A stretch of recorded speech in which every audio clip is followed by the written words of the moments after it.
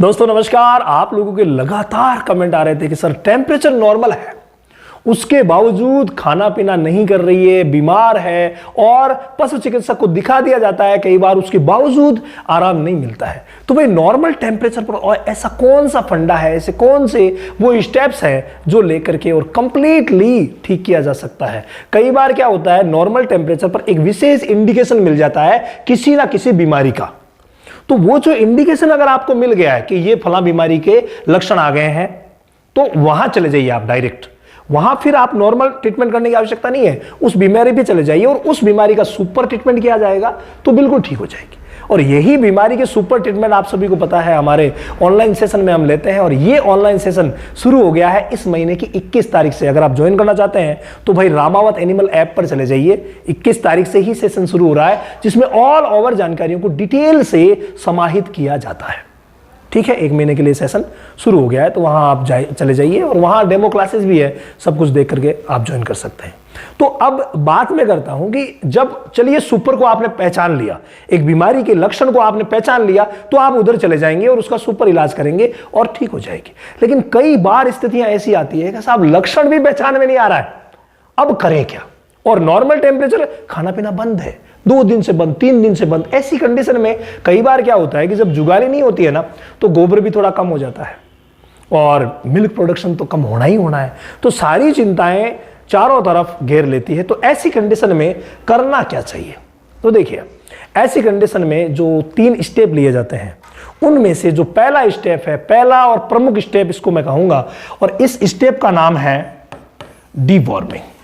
यानी पहला स्टेप जो आप ले रहे हैं ना, वो डिवॉर्मिंग का लीजिए। कोई भी अच्छी दवा से डिवॉर्मिंग करवा दीजिए।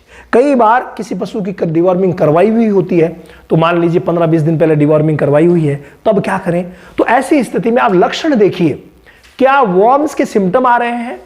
अगर वॉर्म के सिम्टम आ रहे हैं तो भाई डिवॉर्मिंग करवानी ही पड़ेगी, ये बहुत ज्यादा जरूरी है। और अगर सिम्टम नहीं आ रहे, कोई दिक्कत नहीं है, पहले की हुई है 15 दिन पहले, तो दोबारा रिपीट करने की जरूरत है ही नहीं। और 15 दिन से कम समय में रिपीट की भी नहीं जाती है, ये विशेष आप लोग ध्यान रखना।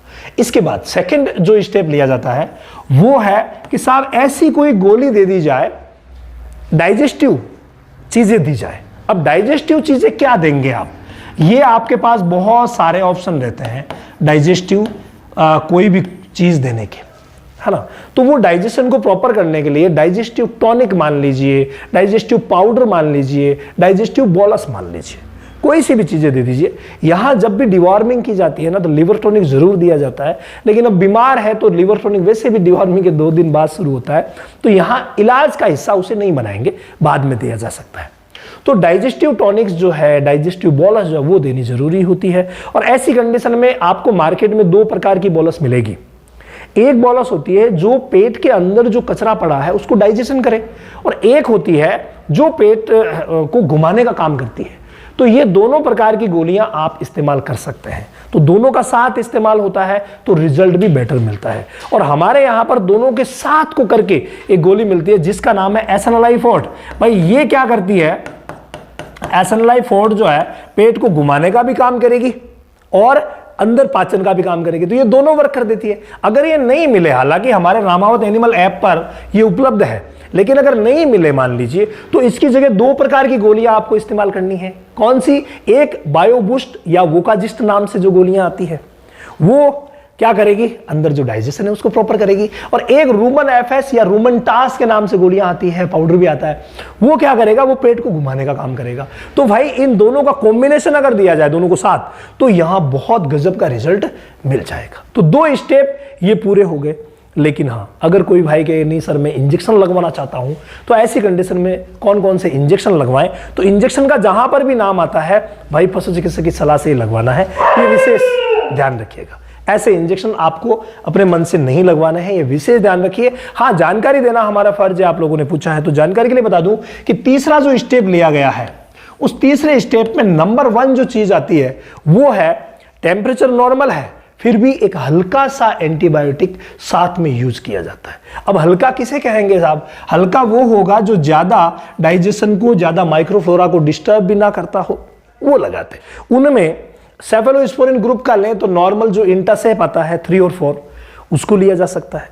अगर हम मान लीजिए पेनिसिलिन ग्रुप में से लें तो पेनिसिलिन ग्रुप में से भाई एमोक्सिलम फोर्ट बहुत अच्छा है, उसका इस्तेमाल किया जा सकता है, या फिर दूसरा कोई भी ग्रुप है वो भी अकॉर्डिंग टू कंडीशन लिया जा सकता है। तो यहां पर बेस्ट में अगर हम लें तो इंटासेप का नाम ही हम लिख देते हैं। तो इंटासेप 3 ग्राम गायों में, 4 ग्राम बड़ी जानवरों में, 3 और 4 ग्राम ये बहुत है, क्योंकि इन बुखार तो है नहीं तो ज्यादा प्रॉब्लम है नहीं, तो ये दिया जा सकता है। इसके अलावा सेकंड नंबर पर जो हम लेंगे दर्द, सूजन और बुखार के लिए बहुत ज्यादा जरूरी है, और हर एक कंडीशन को प्रॉपर करने के लिए जो इस्तेमाल होता है वो है मेगलोडाइन। भाई हर स्थिति, हल्का पेट दर्द भी, अकड़न भी, जकड़न भी और दर्द, सूजन, बुखार भी, सभी को ये क्लियर करेगा, तो इसको आप ले सकते हैं मेगलोडाइन को। यहां 3 ग्राम और 4 ग्राम डोज होगी। नॉर्मल 3 ग्राम बहुत है क्योंकि टेम्परेचर नॉर्मल है, लेकिन इसकी डोज बहुत ज्यादा इंपॉर्टेंट है, जो बड़े जानवरों में 20 ml लगाई जाती है। मेगलोडाइन की कितनी लगाई जाती है? फ्लूनिक्सिन मेग्लोमाइन की